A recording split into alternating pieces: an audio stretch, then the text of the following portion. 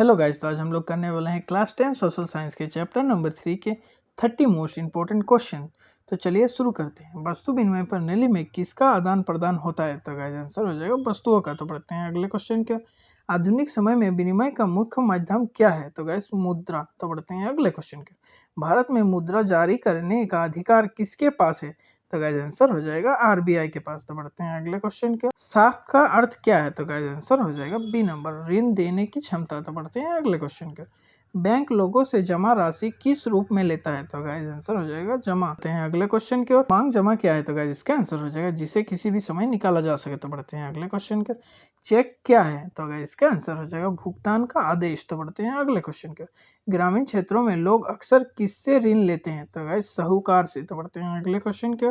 स्वयं सहायता समूहों का मुख्य उद्देश्य क्या है? तो गाइस बचत और ऋण सुविधा। तो बढ़ते हैं अगले क्वेश्चन की ओर।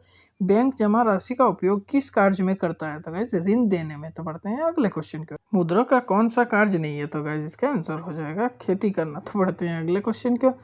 भारत में 500 के नोट पर किसका हस्ताक्षर होता है? तो गाइस आंसर हो जाएगा आरबीआई गवर्नर। तो बढ़ते हैं अगले क्वेश्चन के। ऋण लेने वाले को क्या कहा जाता है? तो गाइस इसका आंसर हो जाएगा ऋणी। तो बढ़ते हैं अगले क्वेश्चन की ओर। बैंक जमा पर ग्राहकों को क्या देता है? तो गाइस ब्याज देता है। तो बढ़ते हैं अगले क्वेश्चन की ओर। स्वयं सहायता समूह में सामान्यतः कितने सदस्य होते हैं? तो गाइस 15 से 20। तो बढ़ते हैं अगले क्वेश्चन की ओर। औपचारिक ऋण स्रोत क्या है? तो गाइस बैंक। तो बढ़ते हैं अगले क्वेश्चन की ओर। अनौपचारिक ऋण स्रोत क्या है? तो गाइस इसका आंसर हो जाएगा साहूकार। तो बढ़ते हैं अगले क्वेश्चन के। मुद्रा का सबसे महत्वपूर्ण कार्य क्या है? तो गाइस विनिमय का माध्यम। तो बढ़ते हैं अगले क्वेश्चन की ओर। किस प्रणाली में वस्तुओं के बदले वस्तुएं दी जाती है? तो गाइस इसका आंसर हो जाएगा वस्तु विनिमय प्रणाली। तो बढ़ते हैं अगले क्वेश्चन की ओर। साख विकास में क्या सहायता करती है? तो गाइस व्यापार और उत्पादन। तो बढ़ते हैं अगले क्वेश्चन की ओर। बैंक किस पर ब्याज लेता है? तो गाइस ऋण पर। तो बढ़ते हैं अगले क्वेश्चन की ओर। किसानों को फसल उगाने के लिए क्या आवश्यक होती है? तो गाइस ऋण। तो बढ़ते हैं अगले क्वेश्चन का। वस्तु विनिमय प्रणाली की मुख्य समस्याएं क्या थी? तो गाइस दोहरा संयोग की समस्या। तो बढ़ते हैं अगले क्वेश्चन का। बैंक जमा राशि का कितना भाग अपने पास रखते हैं? छोटा भाग। तो बढ़ते हैं अगले क्वेश्चन का। ऋण पर अतिरिक्त भुगतान को क्या कहते हैं? तो गाइस ब्याज कहते हैं। तो बढ़ते हैं अगले क्वेश्चन की ओर।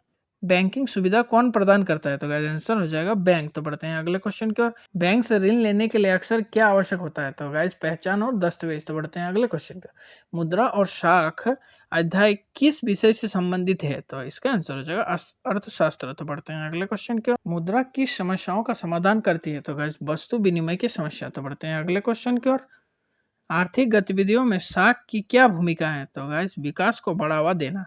तो गाइस वीडियो पसंद आए तो लाइक एंड सब्सक्राइब जरूर करें।